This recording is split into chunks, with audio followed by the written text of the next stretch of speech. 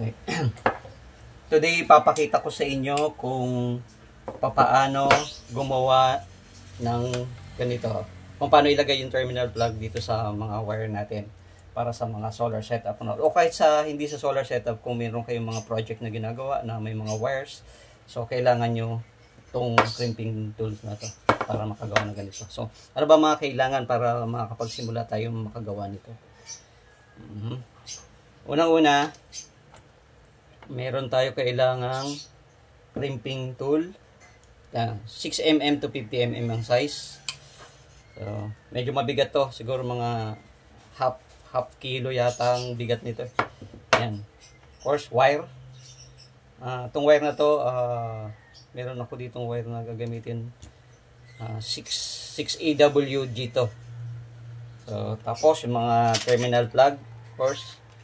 So, mamaya ilalagay ko lang yung mga link nito sa baba. So, kung gusto nyo bumili, pwede nyo i-click doon. Or, marami shops na nagbibenta nito.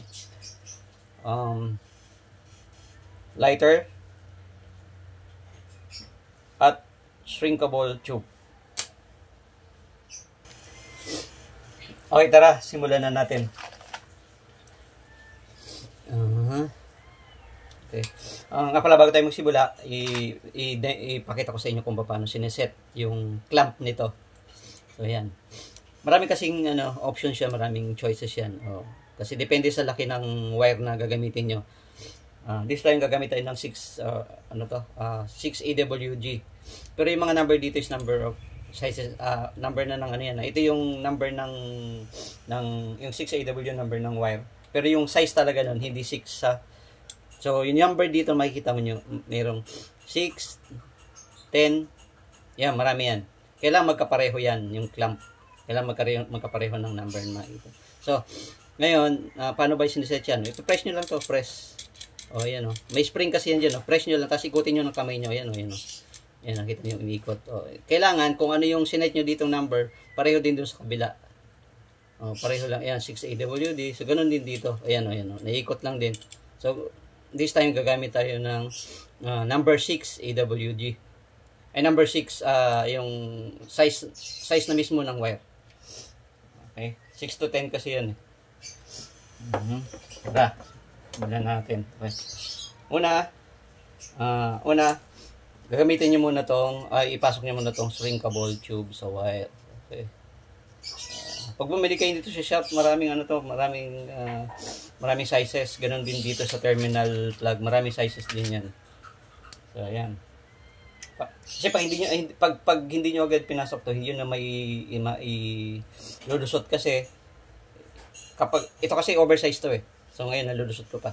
Pero pag tama lang, hindi nyo may lusot kasi may terminal plug na bote. Kumbaga isang end. So, ngayon, gagawin nyo.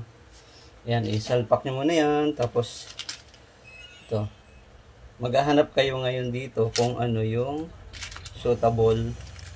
Ayan, suitable. Ayan, ayan. Parang ganon, pero maluwag eh. Ayan, ayan, ito isa. Ayan. Medyo mahirap lang ipasok. May mga technique dito kung paano sinushoot to eh. Pero that technique hindi ko na alam. So, ayan, kunwari yan. Yan. Dapat sakto lang doon. So, dapat putulan nyo ng siguro gunting. Pwede na. Yan. Kailangan sakto lang doon sa ano. Yan. Talim yung gunting ko eh. Ayan. Okay. Saan yun? Ayan. Yung demonstration na to para lang to sa mga baguhan na hindi yung mga expert na. So, pag expert ka na, pwedeng i-skip mo na tong video na to. Kasi para sa mga baguhan lang na tulad ko, na ngayon lang gumamit lang din ito, na ayan, pinag-aralan ko lang, o ano, ayan. Para, ayan. O ayan, ipapasok nyo lang ngayon. Tapos, ayan, i-press mo lang to. Press mo. Ayan, tuloy ito. Press. Oops. So, yan. So, yan. Nakita nyo. Yan ang tibay, oh. Tapos, Tsaka nyo ngayon, lagyan ng shrinkable. Yung iba nila, inihinangan pa yan, eh, iba. Pero gusto mo talaga mas matibay talaga, hinangan mo yan. Pero pwede nang hindi eh. Ayan, tapos lighter. Ayan, nagtataka siguro ko bakit may lighter. May shrinkable kasi ibig sabihin, magsishrink yan through heat. I mean, through application of heat. So, ayan. So, ayan. Huwag nyo masyado itutok yung flame kasi masunog. So, ano lang, daan-daan lang. Yan. Ayan, no? Simple lang. Napakadali. Ayan. So, ayan, sobrang tibay, oh. So, hindi na kayo magkakaproblema sa ano na, kasi minsan, pag maluwag yung pagkakakabit, nagiging cause na sunog, eh. So, ayan. So, ayan, gamit naman ang tools na to, makakagawa ka na ng ganito. Okay?